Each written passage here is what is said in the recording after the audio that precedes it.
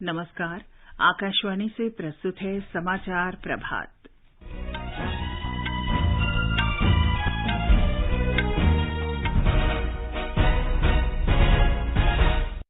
Gangster से नेता बने अतीक अहमद और उसके भाई अशरफ को अज्ञात हमलावरों ने उत्तर प्रदेश के प्रयागराज में मार गिराया। मुख्यमंत्री ने उच्च स्तरीय जांच के आदेश दिए और पुलिस को सतर्क रहने तथा शांति सुनिश्चित करने को कहा। दिल्ली के मुख्यमंत्री अरविंद केजरीवाल आज दिल्ली आबकारी नीति मामले में सीबीआई के समक्ष पूछताछ के लिए उपस्थित होंगे। वाणिज्य मंत्री पीयूष गोयल ने कहा, भारत अगले 2 से 3 वर्ष में निर्माण क्षेत्र में तीसरा सबसे बड़ा बाजार बन जाएगा। सूडान में सेना और अर्धसैनिकों के बीच भीषण संघर्ष में कम से कम 27 लोगों की मौत और 200 लोग घायल हुए। आईपीएल क्रिकेट में लखनऊ में पंजाब किंग्स ने लखनऊ सुपर जायंट्स को 2 विकेट से हराया। समाचार प्रभात के साथ मैं चंद्रिका जोशी। गैंगस्टर से नेता बने तथा उमेश पाल अपहरण मामले में दोषी अतीक अहमद और उसके भाई अशरफ को कल रात प्रयागराज में अज्ञात हमलावरों ने मार गिराया। ये हमला कैल्विन मेडिकल कॉलेज के निकट उस समय हुआ जब पुलिस दोनों को चिकित्सा जांच के लिए ले जा रही थी। हत्या के बाद तीनों हमलावरों ने पुलिस के समक्ष समर्पण कर दिया। हमारे संवाददाता ने बताया है कि उत्तर प्रदेश सरकार ने लखनऊ, प्रयागराज और राज्य के अन्य 73 जिलों में धारा 144 लगा दी है।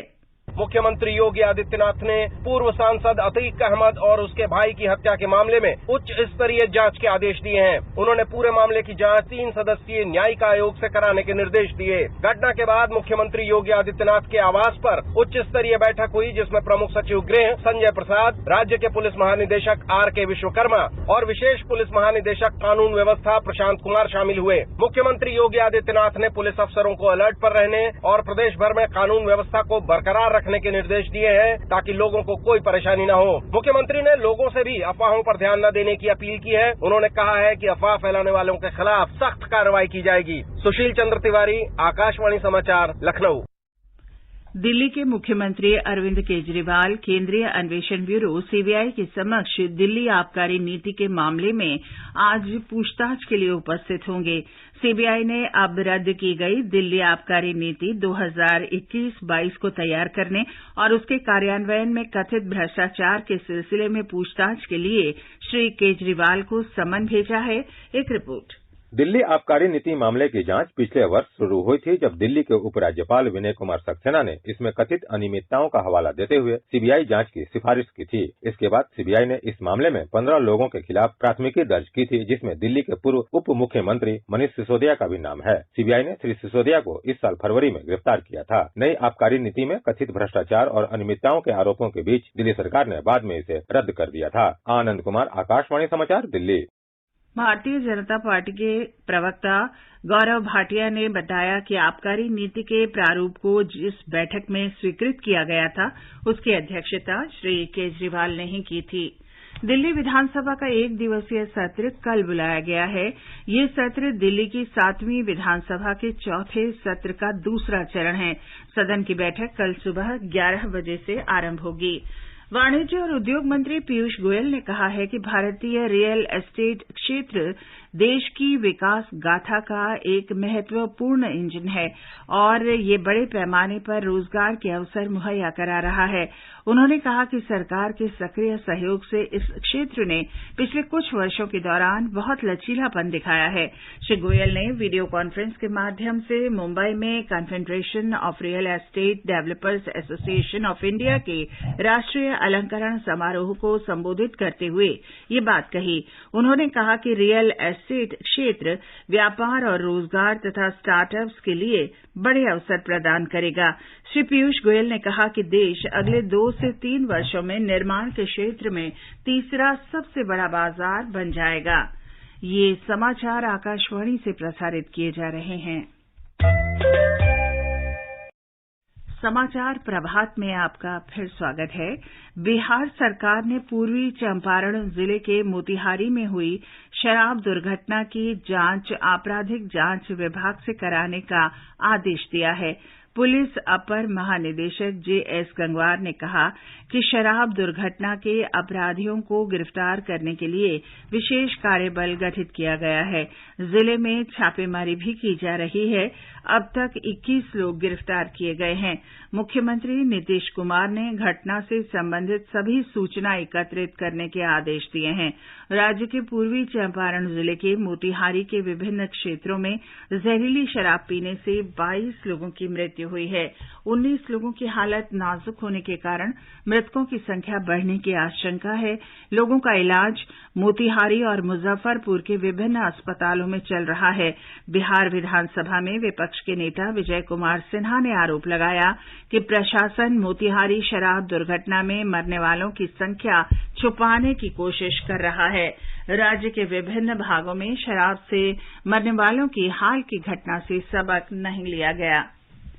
गृह मंत्री अमित शाह आज नवी मुंबई में वरिष्ठ सामाजिक कार्यकर्ता डॉक्टर दत्तात्रेय नारायण को महाराष्ट्र भूषण पुरस्कार प्रदान करेंगे। पद्म पुरस्कार से सम्मानित डॉक्टर नारायण को अप्पा साहेब धर्माधिकारी के नाम से भी जाना जाता है। महाराष्ट्र सरकार ने डॉक्टर अप्पा साहेब धर्माधिकारी को वर्ष 2022 का महाराष्ट्र भूषण पुरस्कार प्रदान करने का फैसला किया था। इस वर्ष का सैन्य कमांडरों का पहला सम्मेलन कल से शुरू हो रहा है। 21 अप्रैल तक चलने वाले इस सम्मेलन के पहले दिन कल सैन्य कमांडर और अन्य वरिष्ठ अधिकारी वर्चुअल माध्यम से बैठक करेंगे और इसके बाद सम्मेलन में शामिल होने वाले सभी अधिकारी दिल्ली पहुंचेंगे और महत्वपूर्ण मुद्दों पर विस्तार से चर्चा करेंगे। रक्षा मंत्री राजनाथ सिंह 19 अप्रैल को सम्मेलन को संबोधित करेंगे। सैन्य कमांडरों का सम्मेलन वर्ष में 2 बार आयोजित किया जाता है और ये सेना से जुड़ी नीतियों और विषयों पर विचार कर निर्णय लेने का महत्वपूर्ण मंच है। सम्मेलन में 2023 बदलाव का वर्ष के अंतर्गत तय की गई गतिविधियों की प्रगति की समीक्षा की जाएगी।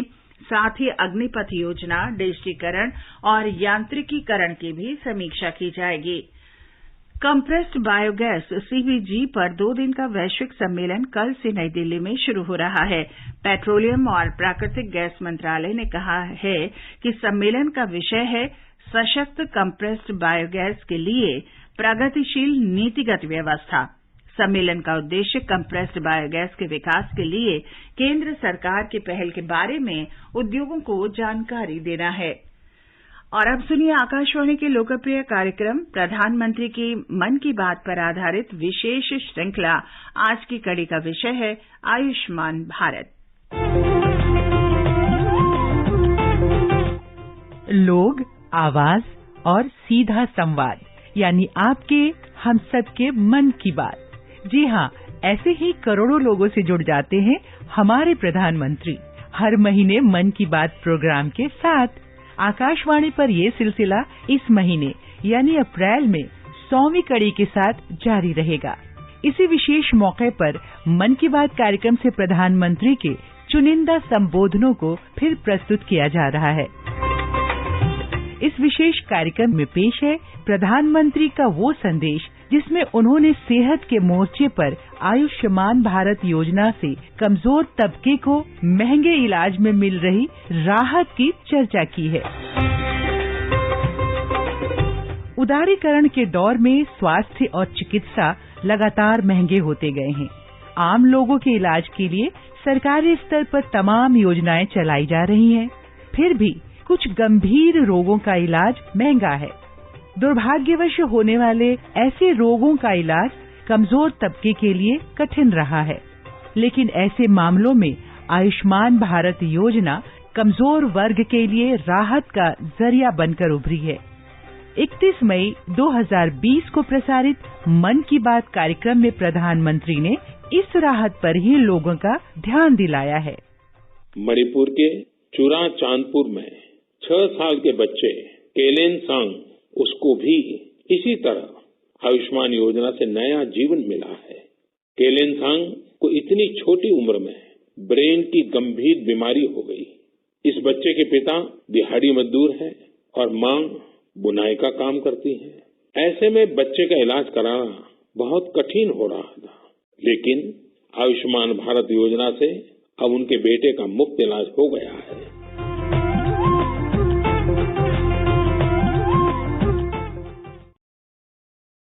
मन की बात पर आधारित विशेष श्रृंखला आप सुन सकते हैं प्रतिदिन सुबह 8 बजे समाचार प्रभात और रात 8:45 बजे समाचार संध्या में।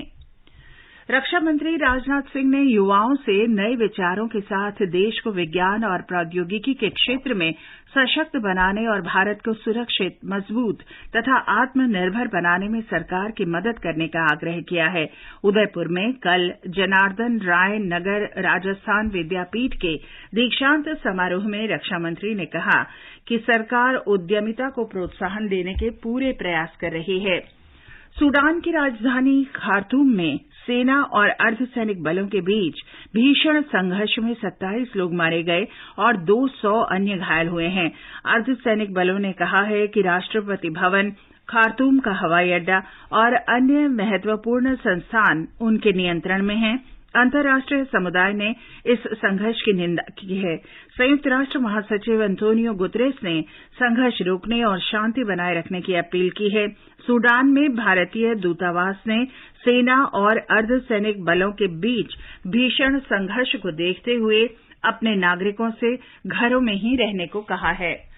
आईपीएल क्रिकेट में कल पंजाब किंग्स ने लखनऊ सुपर जायंट्स को 2 विकेट से हराया। लखनऊ में पंजाब ने 160 रन का लक्ष्य 3 गेंद शेष रहते हासिल कर लिया।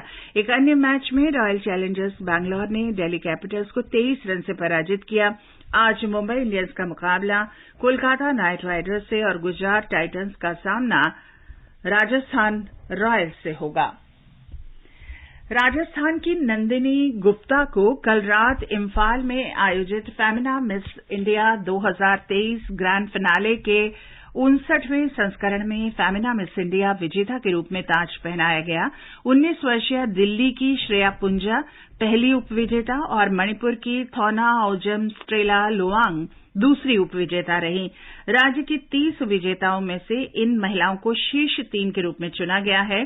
अब नंदिनी गुप्ता मिस वर्ल्ड 2024 प्रतियोगिता में भारत का प्रतिनिधित्व करेंगी। और अब आज के समाचार पत्रों की सुर्खियों के साथ हैं फरहत नाज। धन्यवाद चंद्रिका।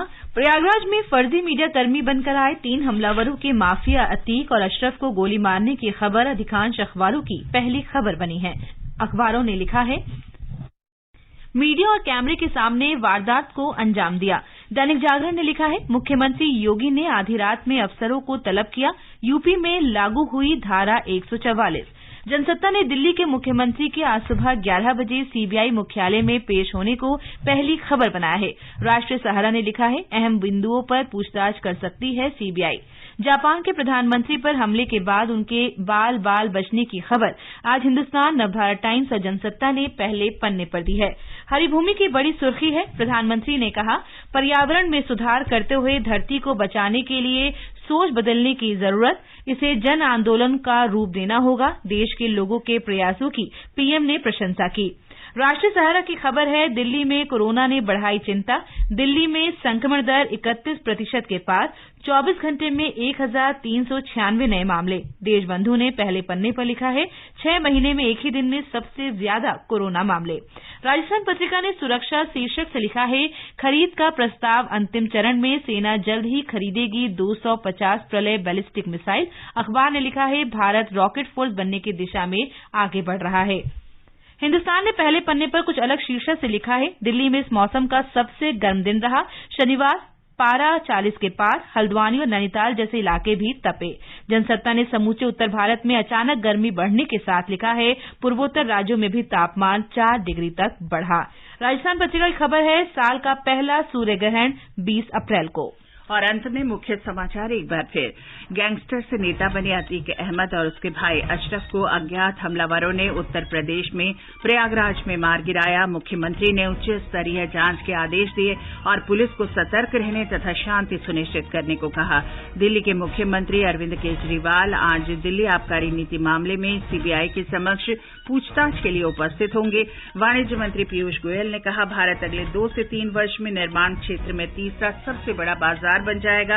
और सूडान में सेना और अर्धसैनिक बलों के बीच भीषण संघर्ष। इसके साथ ही समाचार प्रभात का यह अंक समाप्त हुआ। नमस्कार।